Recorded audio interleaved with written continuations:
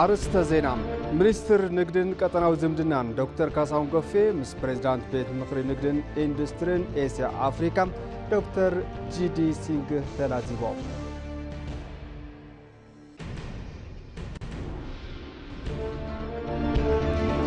فيدراليست حيل عفار بزبل شم زنقصاصو زنبرو 1750 نبر عطقات ناب ماخذ تحدثو متاو كم جمروا تحبيرهم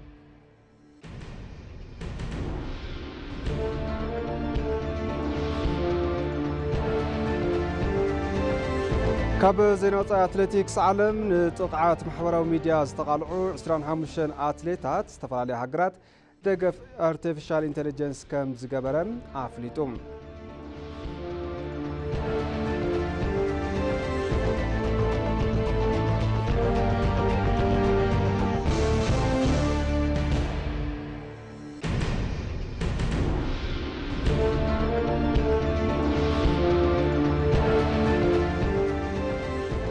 سلام طعنا بلي زخوركم تملكتنا كمي تمسيو ساعة حدا خوينو كم تلمود معد زينا حيزنا متينا لنا زيناتات ندامراكم ساخم تصنح أنا برهان فساية فلما بحصر زيناتات كجمر منستر نقدن قطناوي زمدنان دكتور كاساون غوفي مس بريزيدانت بيت مخري نقدن اندسترين اسيا افريكا دكتور جي دي سينغ تلازيبوم توم منستر اب محبراوي ميديوم ابز محلالفو ملختي تي زتم اب نقدن اندسترين تمت زغبره يلوم امونغو محبرسب نقدي اثيوبيان اسيان زهلو ركب نقدي فلطاتن تكنولوجين شغغر تمساسلتي زعباتاتن تخرج زغبره كم زخونون يم حبيروم زلوم سبهافت اسيا ناب اثيوبيا بممصا انفست نخغبرو عداغا هاغرات اسيا نفريات اثيوبيا بزبلص كفتن كخونم بيت مخروم مس محبرات عود نقدي اثيوبيا بمقرراب نخسرح نتوم لوخان مبري كم زحبو حبيروم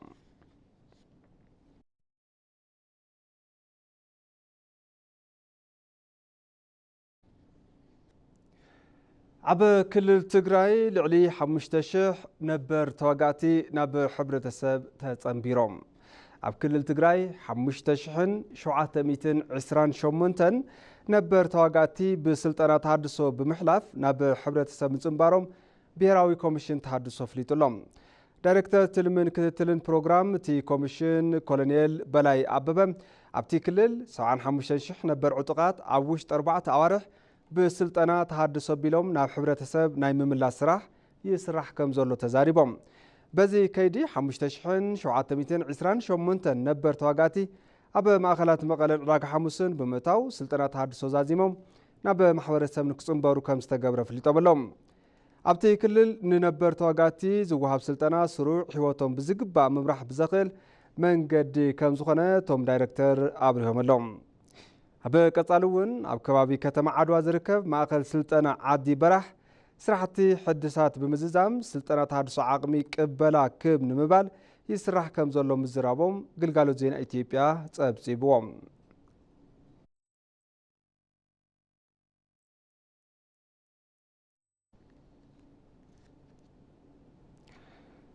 عداغا إلكترونيس أفريكام ناي مبراق أفريكا بيرؤو أب كتما أديس أبا نمخفات زغولو سمعنات مس منستر قدات وصاي كتيموم أبتي سنة سمعنات منستر ديتا منستر قدات وصاي أمباسادر مسقانو عرقان وانا فصامي سراحتي جروب ايتم ملو عالم سيومن فيرمو أم بيرو ملولوم أمباسادر مسقانو تفصامنت نتس عزوبان نقدي مبراق أفريكان مسلات عدل سراح نمفتار نجمرتي محاستي سراحن ديجيتال قطبان لعلا بركتو كم زلو تزاريبهم ايتملو عالم سيوم بقدوم تي تكال اب ايتيوبيا زلو ديجيتال قطبا نابزح شبركي نمبصح زقبر تعري كم زدقف يوم قليصهم نفريات ايتيوبيان افريكان تأمتا بمحاب كم سراحون عبريهم اللوم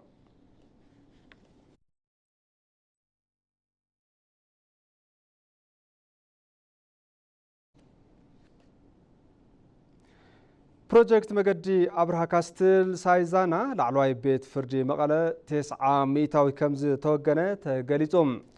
أبا كتما مقالة بتكال سور كونستراكشنز نزلو كاب أبرها كاستل سايزانا لعلواي بيت فردي كلل تقراي مقد أسفالت بزحش أسريتين كالتافن يسرح كمزلو تقليتهم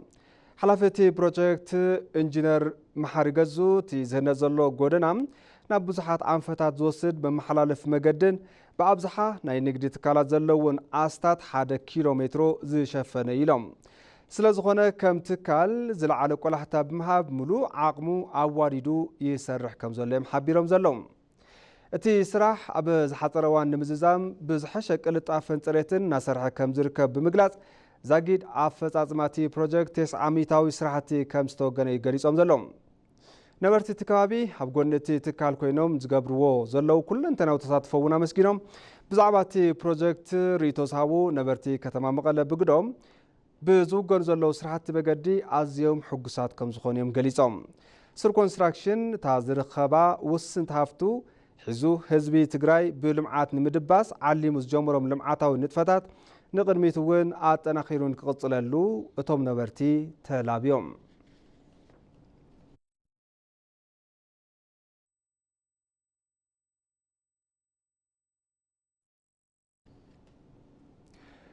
ማይ ከርሰ ምድሪ ብስፍሓት ንመስኖ ብምውዓል ሰፋሕቲ ሕርሻ ንውግን ኣለና ክብሉ ሓረስቶት ደቡባዊ ዞባ ክልል ትግራይ ገሊጾም እቶም ሓረስቶት ንግልጋሎት ዜና ኢትዮጵያ ከም ዝገለጽዎ ማይ ከርሰ ምድሪ ንመስኖ ንምውዓል ብዓርሰ ተበግሶ ገንዘብ ኣተኣኻኺምና ዓመቕቲ ጎዳጉዲ ምኹዓት ክኢልና ኢና ኢሎም ሓረስታይ ዓሊ ዳውድ ከም ዝበሎ ምስ ካልኦት ሓረስቶት ብምዃን ስራሕቲ መስኖ ንኩታ ገጠም ንምውዓል ንመኹዓቲ ጎዳጉዲ ማይ 4 ሚልዮን ብር ከም ዘውፅኡ እዮም ሓቢሮም ዘሎም ሓረስታይ ኢብራሂም መሐመድ በወገኑ ንማይ ከርሰ ምድሪ ብምጥቃም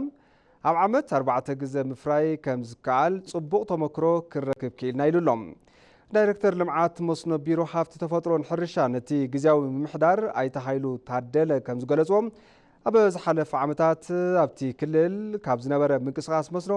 ሓረስቶት ተመክሮ ወሲዶም ስራሕቲ መስኖ ንዘላቕ ልምዓት ኣገዳሲ ምዃኑ ክገንዘቡ ክኢሎም እዮም ኢሎም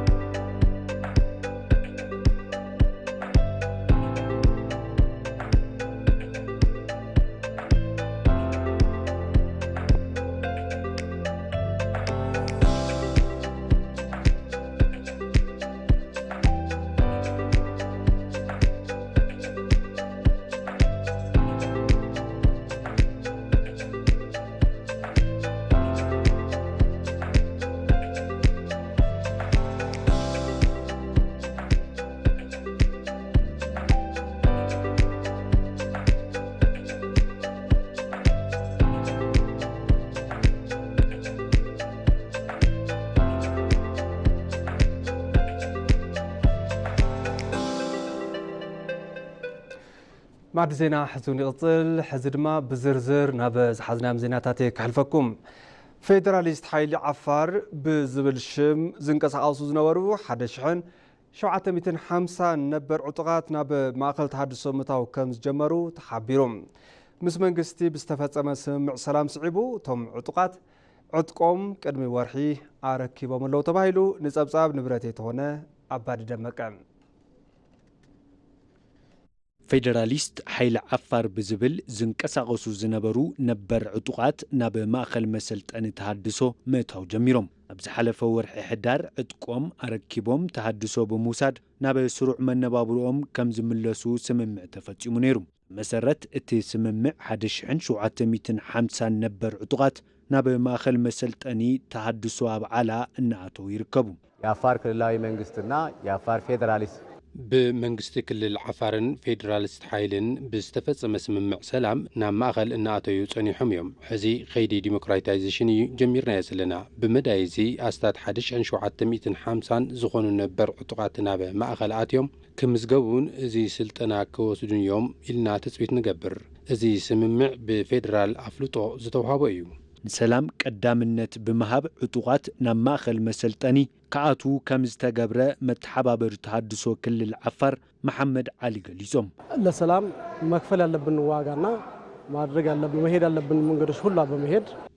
ንሰላም ክኸይድ ዝግብኦ ብምዃኑ ብመዳይ መከላኸሊ ሃገር برئيس ممحدار كللن بستفصم سمع مسرت 1750 أبلات فيدراليست حيلي ناب مأخل أب على أمسينا يومنا زي عدكم كفتحوا دحري مقبر ناب مأخل كأتو تغيريو كيدتي سلطنا دما ناب محبر سفتت أمبيروم سلاماوي هوتا زمرحلو من قدي نممتشاو بزبل مسا كوميشن بهراوي تحدثو مزقبا يسالت الله حلف كنات أب لعل هوت سبن نبرتن زبصحو قدات كدقم يبلون بزبل كيدي سلام ممراتهم توكالي فيدراليست حيل عفار على عبدو حبيروم تشجرو بأجراتن تفترو يفترنا ورقمو إنيا هنا أزيز أجم بعلنا زفترنا يون نايتيس أجم قداي زغنا دما نحناينا سلزي كاب خمزي عينت كنتات وطينا سلاماوي بوليتيكاوي قالسي بمكياد اتي حبرتسب لوطي نخركب كنقبر كم زلنا عينا أمينا نبر عطوقات بسلطنا تهدسو مليسكا نمتياش زقبر تعري كاب بعدك أو قالسي بسلامو من قديس أقامات مفتح كم زكال أبنت سخون تكباري بكوميشن بيراو تهدسو زوها بسلطنا نبر عطوقات ناب نبور هيوتهم كملسو بمقبر أب لمعاتن سلامن كساتفو اللزخول عدل زفتريم ኢትዮጵያን ሶማሊያን ኣብ አንካራ ዝገበረኦ ስምምዕነት ፍትሐውነትን ዓለም ለኻዊ ተሰማዕነትን ሕቶ በር ባሕሪ ኢትዮጵያ ዘረጋገጸ ምዃኑ ተመራማሪ ታሪኽን ተንታኒ ፖለቲካን ዶክተር ኢብራሂም ሙሉሸዋ ተዛሪቦም። እቲ ስምምዕ ኣብ መንጎ ክልቴን ሃገራት ዝተፈጥረ ወጥሪ ተጠቒሞም ጣልቃ ንምእታው ዝፈተኑ ሓይልታት ትልሚ ዘፍሸለ ምዃኑ እውን እዮም ተዛሪቦም። ማህሌት ታደለ አዘራሪባቶ መላ ጌታቸው ዓለሙ ድማ ከም ጽዕብ ካውርባዩ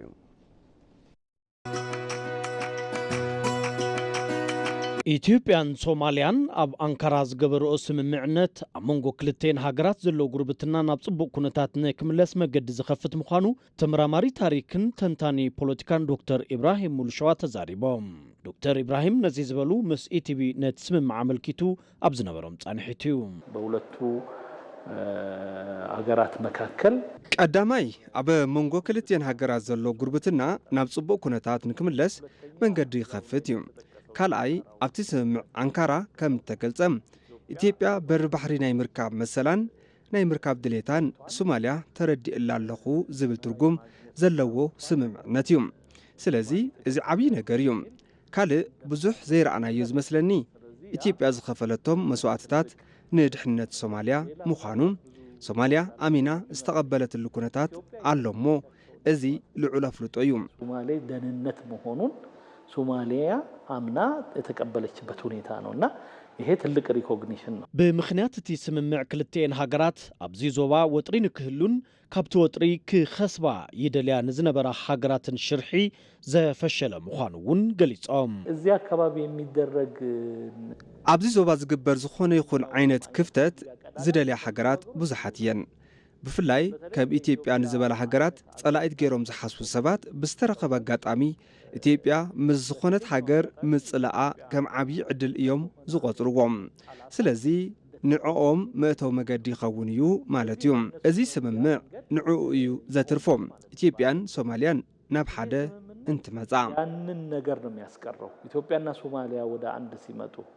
ፕሬዝደንት ቱርኪ ረሲብ ጣይብ ኤርዶሃን ኢትዮጵያውያን እንታይ ከም ዝደልዩ ተረዲኦም እዮም ዝበሉቶም ተንታኒ በዚ ድማ ሕቶ በሪ ባሕሪ ኢትዮጵያ ብብርኪ ዓለም ተሰማዒ ንክኸውን ዕድል ይህብ ኢሎም። የቱርኩ ፕሬዝዳንት ያሉት ግልጽ ነው። ፕሬዝዳንት ቱርኪ ዝበልዎ ግልጽ እዩ። ኢትዮጵያውያን እንታይ ከም ዝደልዩ ተረዲኦም ኣለዉ ማለት እዩ። ቃል በቃል እንታይ እዮም ኢሎም ኢትዮጵያ ናይ ሶማልያ ዕጽፊ ትኸውን እያ። ዕጽፊ ዝኾነት ሃገር ኮይና እንዳሃለወት ድማ በሪ ባሕሪ የብላን። እዚ ንኢትዮጵያውያን ይሕስቦም እዩ። እዚ ብብርኪ ዓለም ለኻዊ ሓደ ናይ ቱርኪ ፕሬዝዳንት ዝተዛረብዎ እዩ። ስለዚ እቲ አጀንዳ ማዕረ ክንደይ ከም ዝኸደ የርእየና እዩ ማለት እዩ። ኢትዮጵያ ብምልዓላ ናይ ድርድር አጀንዳ ኮይኑ እቲ ቀንዲ ነገር እንሰርሖም ስራሕቲ ብዓለም ለኻዊ ሕጊ ድዩ ብሰላማዊ መገዲ ድዩ ንዝብል ነገር ግልጽ ምዃኑ እዩ። ኢትዮጵያ ብኩናት ድዩ ነዚ ተሓት ዘላ ዝብል ምግምጋም እዩ ከምኡ ከም ዘይኮነ ድማ አዕርዩ ተራእይ እዩ በጦርነት ነው ወይ ኢትዮጵያ እየጠየቀች ያለችው የሚለውንም መገምገም ነው ያ እንዳልሆነ በደንብ ታይቷል ቱርካውያን ጂኦፖለቲካ እንታይ ምዃኑ ብቀሊሉ ዝርድኡ ምዃኖም ብቀረባ ከም ዝፈልጥዎም ዝገለጹ ዶክተር ኢብራሂም ሙሉሸዋ ብፍላይ ንኢትዮጵያን ሶማሊያን ብዘለዎም ወታዊ ቅርበት ምክንያት እቲ ስምምዕ ክሰምር ከም ዝኸኣለ አረዲኦም ቱርኮቹ አንደርስታንድ ያደርጋሉ ጂኦፖለቲክስ ምን እንደሆነ ቱርካውያን ጂኦፖለቲካ እንታይ ምዃኑ ይርዱ እዮም ንኣብነት ምስ ምዕራባውያን ካብ ዘጻልእዎም ነገራት ሓደ እንታይ እዩ ንምንታይ ኢኹም ናብ ሶርያ ተኣቱ ንምንታይ ኢኹም ናብ ኢራቅ ተኣቱ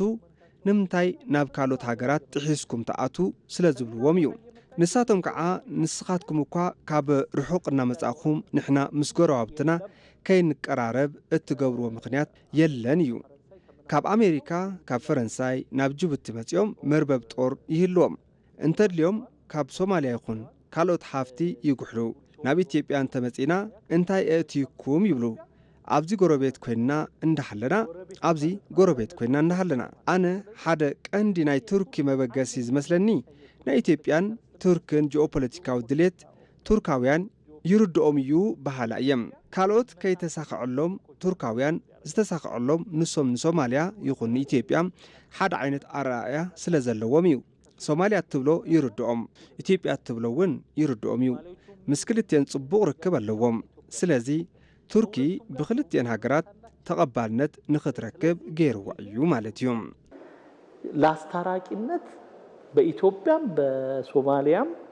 ቅቡልነት እንድታገኝ ያደርጓታል ማለት ነው ኣብ ቱርኪ አንካራ ኣብ መንጎ ኢትዮጵያን ሶማልያን ዝተኻየደ ስምምዕ ኣብ መንጎ ክልቴን ሃገራት ዝተፈጠረ ውጥሪ ተጠቂሞም ጣልቃ ንምእታው ዝፈተኑ ሓይልታት ትልሚ ዘፈሸለ ምዃኑ እውን እቶም ተመራማሪ ኣረዲኦም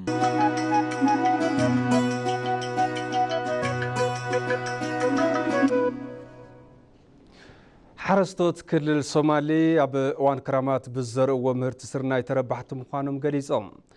ብምርባሕ እንስሳ ዝፍለጥ ክልል ሶማሌ ካብ ቀረባ እዋን ነዘም ብሕርሻ ዝበረታታዕ ውፅኢት የመዝግብ ምህላው ተሓቢሩሎም ጸብጻብ ስማቸው ሸቴ እዩ ዳሃብ ያሲን ድማ ከም ስዕብ ክተቕርባ እያ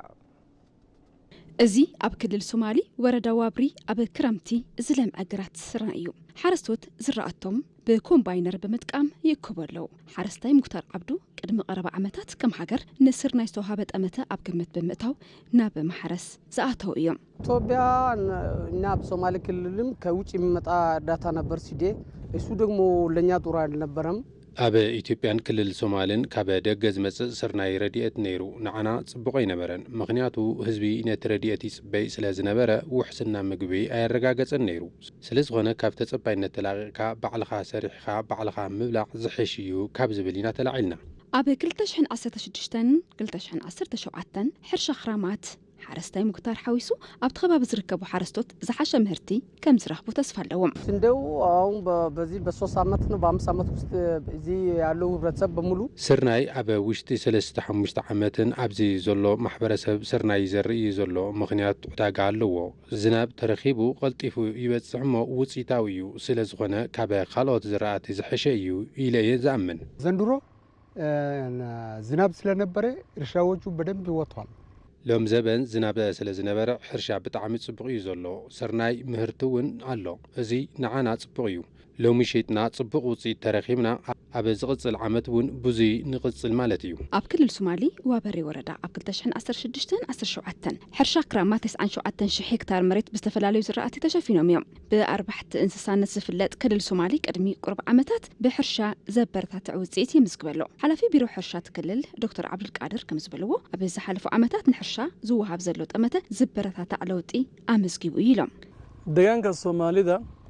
sanadkan maaragtay gugi ka soo bilow ilaa hadda ab ክልል ሶማሌ ኣብ 2016-17 ዘመነ ምህርቲ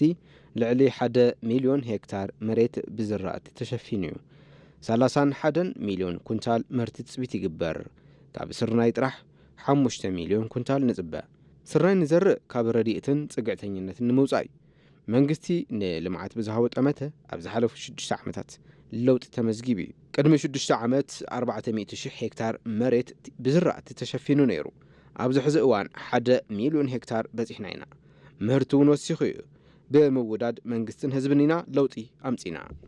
ካብ ማሕረስ ክሳብ ምህርቲ ምእካብ ዘሎ ኸይዲ ብዘበናዊ ቴክኖሎጂ ብምድጋፍ ንሓረስቶት ትክልል ምህርቶም ንምስሳን እናተሰርሐ ከም ዝርከብ ቢሮ ሕርሻ ትክልል ኣፍሊጡ ሃገራዊ ዘተ በሪ ብሩህ መጻኢ ዝኸፍት ኢትዮጵያውያን ንፍልልያት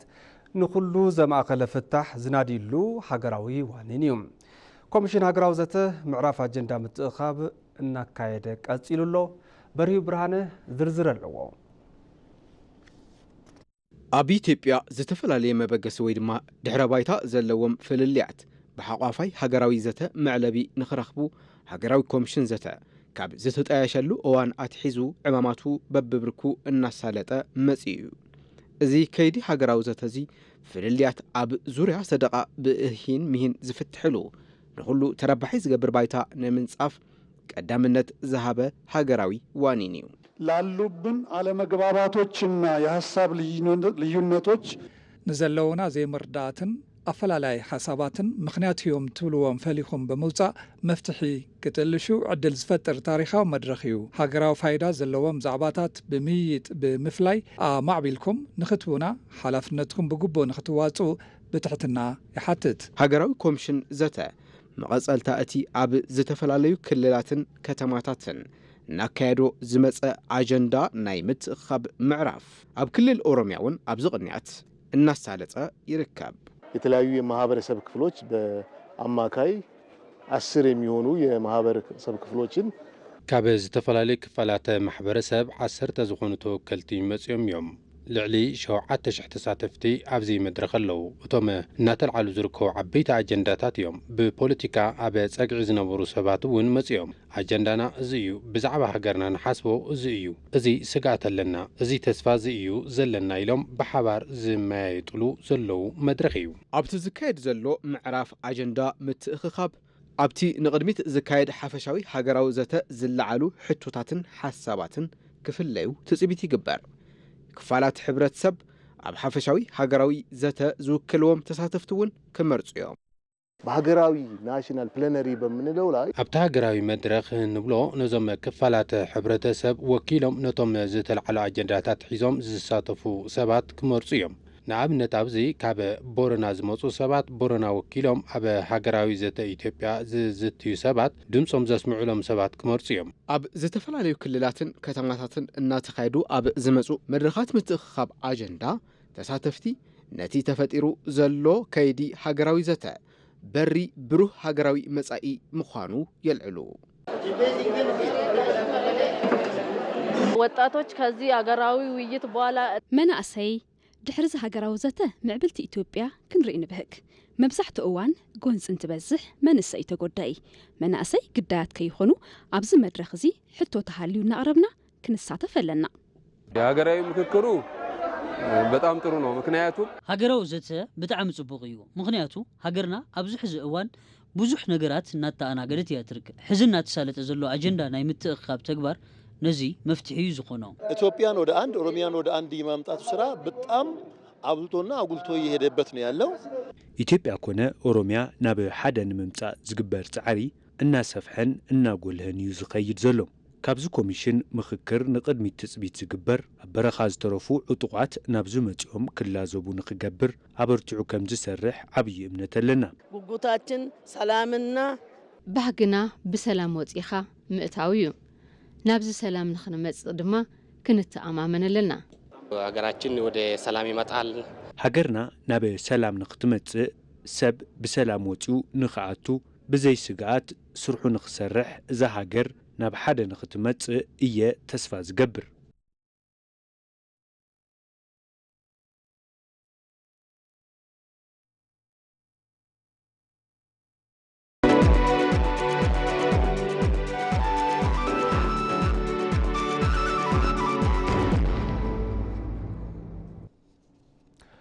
حز دما ناب زين عداقا أخسقر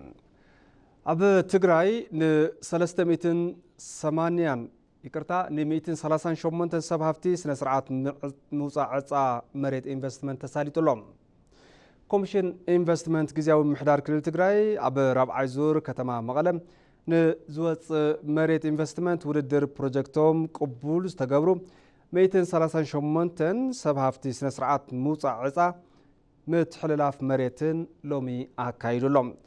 ኮሚሽነር ኮሚሽን ኢንቨስትመንት ክልል ትግራይ ኣይተ ዳንኤል መኮነን ኣብ 2016 ዓመተ ምህረት ራብዓይ ዙር ንዝወፅእ ኢንቨስትመንት ተወዳዲሮም ፕሮጀክቶም ተቐባልነት ዝረኸቡ ኢንቨስተራት ዝወሃብን ስነ ስርዓት ምውፃእ ዕፃ ከም ዝኾነን ሓቢሮም ኣሎም ኣብ ኢንቨስትመንት ክዋፈሩ ንዝደልዩ ሰብ ሃፍቲ መሬት ከተማታት ውቕሮ ዓድዋ ዓዲ ጉደም ዓብዪ ዓድን መቐለን መሬት ኣዳልዩ ከም ዘወዳደረ እውን ኣፍሊጦም ኣሎም ኣብቲ ስነ ስርዓት ምውፃእ ዕጫ ዝተረኸቡ ምክትል ፕሬዚዳንትን ሓላፊ ካቢኔ ሴክሬታርያት ሰላምን ፀጥታን ግዝያዊ ምምሕዳር ክልል ትግራይ ጀነራል ታደሰ ወረደ ብግዶም ሕዚ ዘሎ ፖለቲካዊ ጭቕጭቕ ሓላፊው እቲ ዘይሓልፍ ንሓዋር ዝኸውን ኣብ ልምዓት ምውፋር ኢሎም መሬት ኣብ ትክክለኛ ኢንቨስተራት ዘይኮኑን ደላሎን ምውዳቑ ብምሕባር ብሓፈሻ ኣብቲ ክልል ኣብ ዘሎ ምሕደራ ኢንቨስትመንት ናይ ምስሓብን ምቹ ኩነታት ናይ ምፍጣርን ፀገም ከም ዘሎ እዮም ገሊፆም ስለ ዝኾነ ኣብ ቀረባ መሬት ዘሎ ፀገም ከም መንግስቲ ክንፈትሕ ኢና ኢሎም ተረባሕነት መናሰይ ምርግጋፅ ናይ መንግስቲ ሓላፍነት ብምዃኑ እቶም ኢንቨስትመንታት ኣብ እዋኖም ተጀሚሮም ብእዋኑ ክዛዘሙን ንመናሰይ ዕድል ስራሕ ዝፈጥሩ ክኾኑን ከም ዝስራሕ እውን ኣተሓሳሲቦም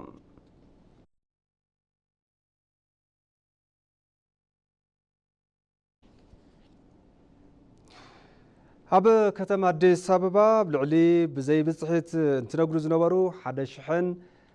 145 ነጋዶ ስጉምቲ ከም ዝተወስደ ቢሮ እቶት ብምሕዳር ከተማ ኣዲስ ኣበባ ኣፍሊጡሎም ዳይሬክተር ኮሚኒኬሽን እቲ ቢሮ ኣይተ ሰውነት ኣየለ ኣዲስ ኣበባ ሰፊሕ ዓቕምቶት ዘለዋ ከም ዝኾነት ብምግላጽ ምእካብ ዝግብኦ ዓቕምቶት ፀንቂቕካ ንምእካብ ዝተፈላለዩ ኣማራፅታት ምእካብ እቶት ምዝርግሖም እዮም ኣብሪሆም ዘሎም እዚ ናብ መርበብ ታክስ ዘይኣተው ኣገልግሎት ወሃብቲ ትካላት ባርን ቤት ብልዕን እንዳስጋ ኣካረይትን ተኻረይትን ናብ መርበብ ታክሲ ናይ ምእታው ስራሕ ከም ዝተፈጸመ እውን ኣፍሊጦም እዮም ኣብታ ከተማ ብዘይ ብፅሒት ዝግበር ንግዲ ንምትራፍን እቲ ምምሕዳር ክረኽቦ ዝኽእል ኣታዊ ንምእካብን ብምምሕዳር ከተማ ዝምራሕ ሓይሊ ዕማም ተጣይሹ ቁፅፅር ይገብር ከም ዘሎ እውን ተዛሪቦም እዮም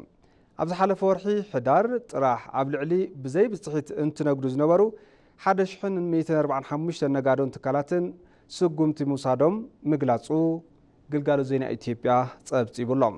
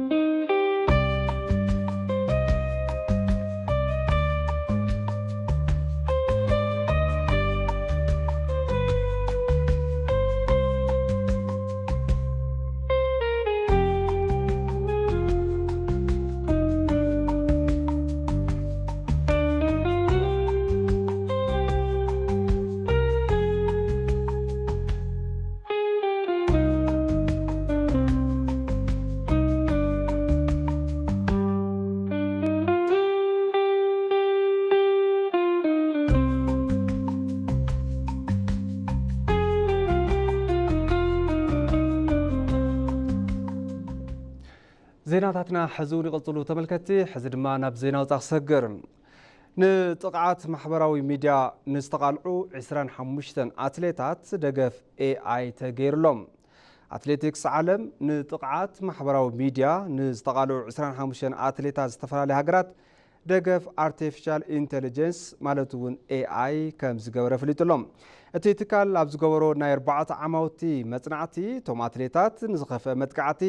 ማሕበራዊ ሚድያ ተቃላዕቲ ከም ዝኾኑ እዩ ተገሊጹ ዘሎም ስለዝኾነ ናይ ማሕበራዊ ሚድያ ተቃላዕነቶም ንምቕናስ ንሓደ ዓመት ዝጸንሕ ደገፍ ኤአይ ከም ዝተገበረሎም ተሓቢሩሎም አትሌቲክስ ዓለም ኣብ ዝሓለፉ 4 ዓመታት ብመሰረት ዝተገበሩ ውድድራት ኦሎምፒክስን ሻምፒዮን ዓለምን ኣብ ልዕሊ ዝተሳተፉ 2004 አትሌታት ብማሕበራዊ ሚድያታት ዝተለጠፉ 1.4 ሚልዮን ሪቶታት ሓዊሱ እቲ ውፅኢት ዕላው ገይሩሎም ኣብቲ ውፅኢት ስነ ልቦናን ስብእናን ኣትሌታት ዝጎድኡ ሪቶታት ኣብቲ ማሕበራዊ ሚድያ ምንባሮም ኣረጋጊጹ እዩ ስለዝኾነ ንጥቃዓት ማሕበራዊ ሚድያ ንዝተቃልዑ ኣብ ዝተፈላለዩ ሃገራት ዝርከቡ 25 ኣትሌታት ደገፍ AI ተገይሩሎም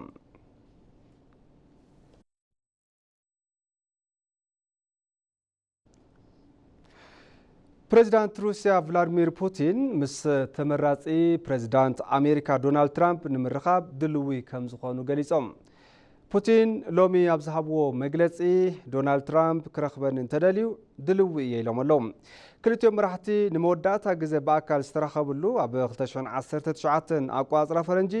ኣብ ዝተሰናደኣ ኣኼባ ሃገራት ጉጅለ 20 ከም ዝኾነ ብምዝኽኻር ኣብቲ እዋን ክልቲያዊ ርክብ ከም ዝገበሩ ቢቢሲ ጸብጺቡ እዩ ዶናልድ ትራምፕ ኣብ እዋን ጎስጓስ ፕሬዚዳንታዊ ምርጫ ኣብ ዝገበርዎ መደረ ፕሬዚዳንት ብምዃን እንተተመሪጾም ኣብ መንጎ ሩስያን ዩክሬንን ዘሎ ኩናት ኣብ ውሽጢ 24 ሰዓታት ደው ከም ዘብልዎ ገሊጾም እዮም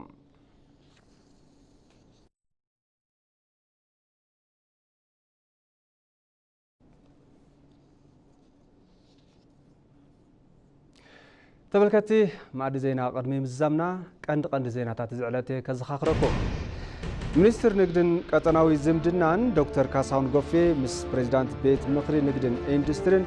ኤስያ አፍሪካ ዶክተር ጂዲ ሲንግ ተላዚቦም